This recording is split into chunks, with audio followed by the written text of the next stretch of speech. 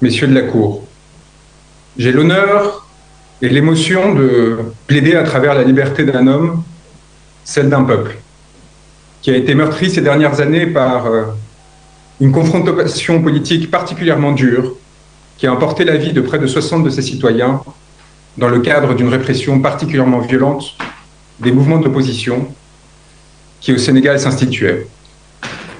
La liberté de M. Sonko emporte celle d'un peuple qui souhaite, le 24 février prochain, pouvoir choisir librement et souverainement ceux qui auront à le diriger et le représenter. Elle emporte aussi les vies de 1000 prisonniers que nous considérons comme étant politiques, qui, du fait de leurs opinions, de leur participation à des manifestations, sont détenus le plus souvent sans condamnation, de façon provisoire et illimitée, du fait de procédures qui sont menées à leur encontre.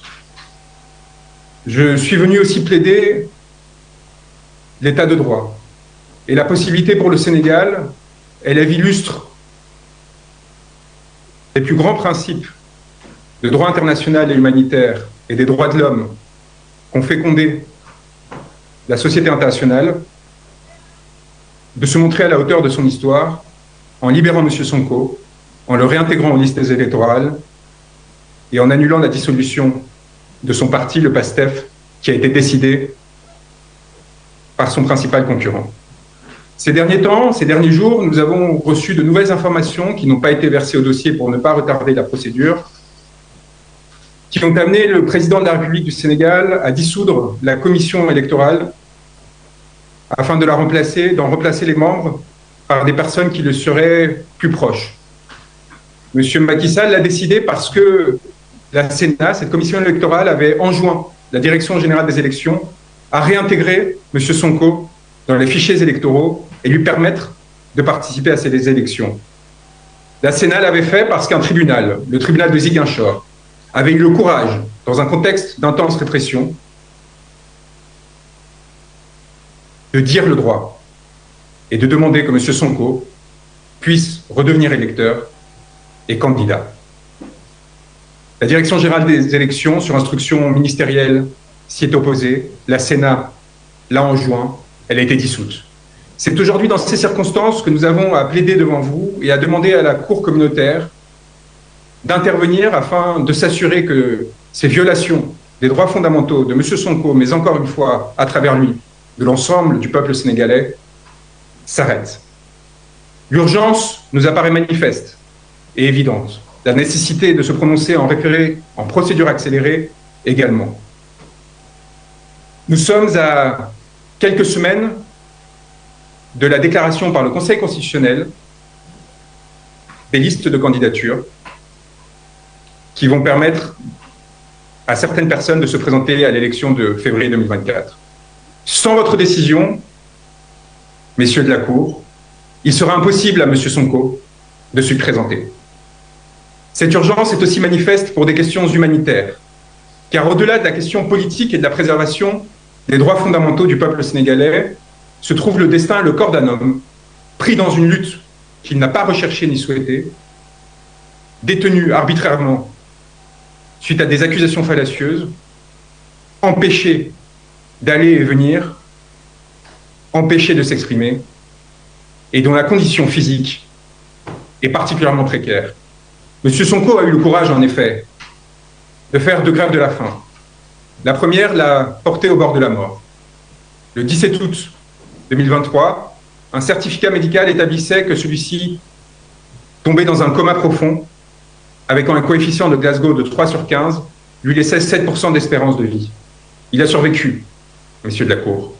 Il a survécu, et quelques semaines plus tard, pourtant, il a eu le courage à nouveau pour protester non seulement de sa condition, mais également de celle de détenues femmes, dont Falla Fleur, elles aussi détenues pour des motifs politiques. Pour protester de leur détention, il a à nouveau participé à cette grève de la faim, ce qui l'a amené à perdre connaissance et à se retrouver dans l'impossibilité de tenir des propos cohérents, comme l'a attesté là encore non seulement un certificat médical, mais le directeur de l'administration pénitentiaire lui-même dans un courrier qui a été adressé à Madame la ministre de la Justice. En ces conditions, c'est non seulement des droits formels qu'il vous est demandé de sauvegarder, mais aussi la vie d'un homme.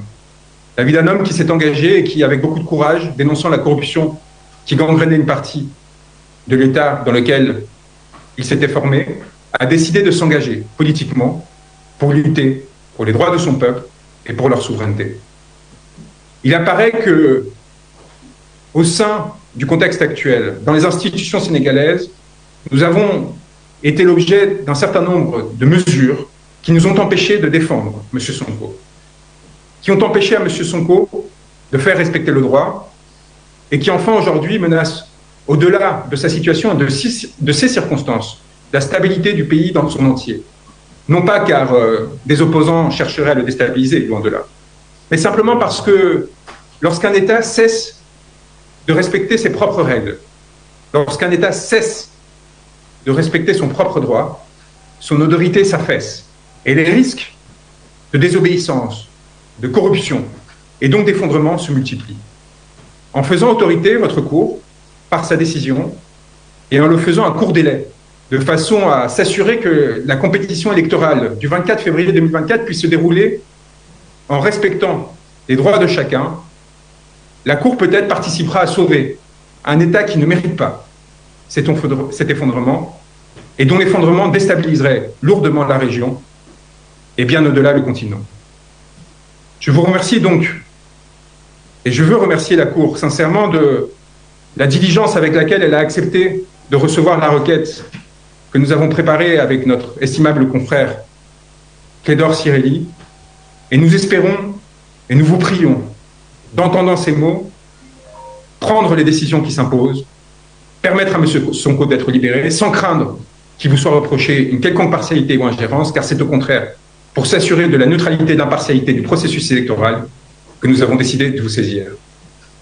C'est donc encore une fois, et pour achever, avec honneur, avec émotion, que pour la première fois devant cette cour estimable, il vous est prié, au nom du peuple sénégalais, de rendre à M. Sonko ses droits, sa liberté.